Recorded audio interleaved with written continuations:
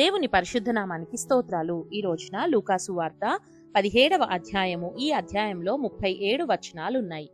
మొదటి వచనం, ఆయన తన శిష్యులతో ఇట్లనెను, అభ్యంతరములు రాకపోవుట అసాధ్యము కాని అవి ఎవని వలన వచ్చునో వానికి శ్రమ.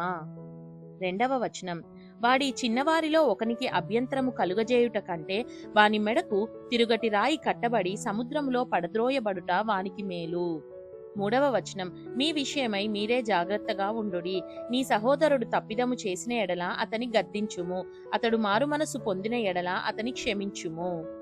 నాలుగవ వచనం, అతడు ఒక దినమున 7 మారులు నీ ఎడల తప్పిదము చేసిన ఎడల 7 మారులు నీ వైపు తిరిగి మారు మనసు పొందితిననిన ఎడల అతని క్షమింపవలెను.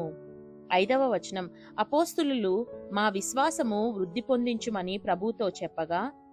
ఆరవ వచనం, ప్రభువు మీరు ఆవగింజంత విశ్వాసము గలవారైతే ఈ కంబళి చెట్టును చూచి నీవు వేళ్లతో కూడా పెళ్లగింపబడి సముద్రములో నాటబడుమని చెప్పునప్పుడు అది మీకు లోబడును. ఏడవ వచనం, దున్నువాడు గాని మేపువాడు గాని మీలో ఎవనికైనా ఒక దాసుడుండగా వాడు పొలములో నుండి వచ్చినప్పుడు నీవు ఇప్పుడే వెళ్లి భోజనము చేయుమని వానితో చెప్పునా చెప్పడు. ఎనిమిదవ వచనం, అంతేకాక నేను భోజనము చేయుటకు ఏమైనను సిద్ధపరిచి నడుము కట్టుకొని నేను అన్నపానములు పుచ్చుకొని వరకు నాకు పరిచారము చేయుము, అటు తరువాత నీవు అన్నపానములు పుచ్చుకొనవచ్చునని వానితో చెప్పును గాని.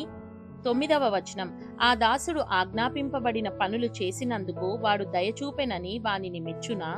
పదవ వచనం, అటువలే మీరును మీకు ఆజ్ఞాపింపబడినవన్నీయూ చేసిన తరువాత మేము నిష్ప్రయోజకులమైన దాసులము, మేము చేయవలసినవే చేసియున్నామని చెప్పుడనెను.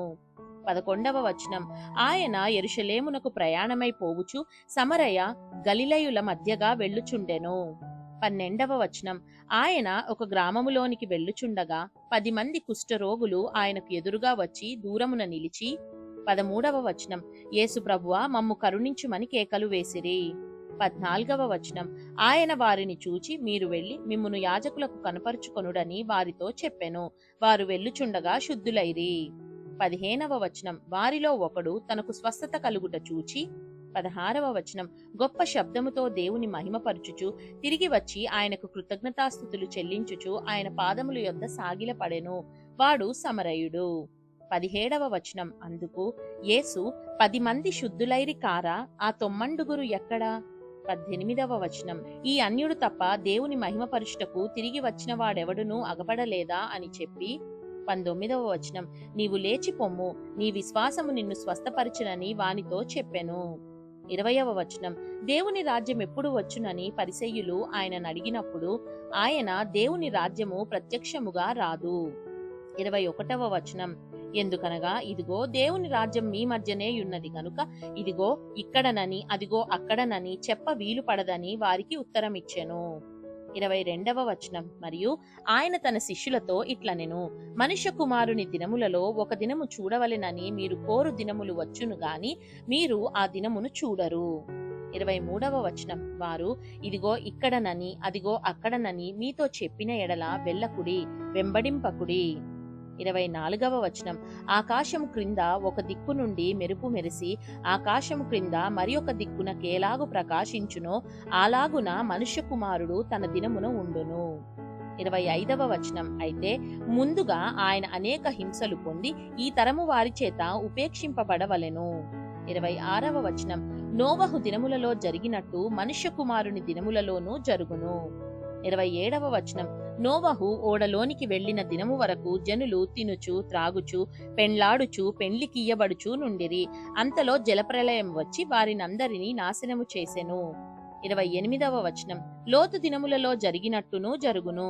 జనులు తినుచు త్రాగుచు కొనుచు అమ్ముచు నారు నాటుచు ఇండ్లు కట్టుచు నుండిరి.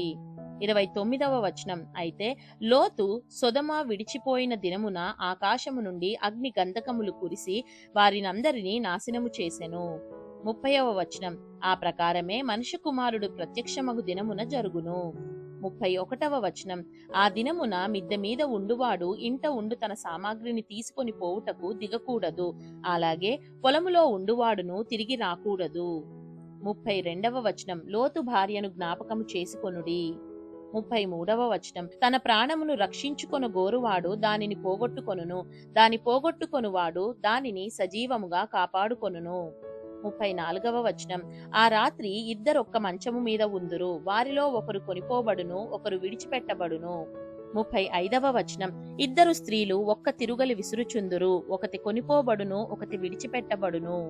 36వ వచనం, శిష్యులు ప్రభువా ఇది ఎక్కడనని ఆయనను అడిగినందుకు 37వ వచనం, ఆయన పీనుగు ఎక్కడ ఉన్నదో అక్కడ గద్దలను పోగవునని వారితో చెప్పెను. దేవుడు చదవబడిన పరిశుద్ధ వాక్యాన్ని మనందరి వినికిడిలో దీవించి మనల్ని ఆశీర్వదించునుగాక. ఆమేన్.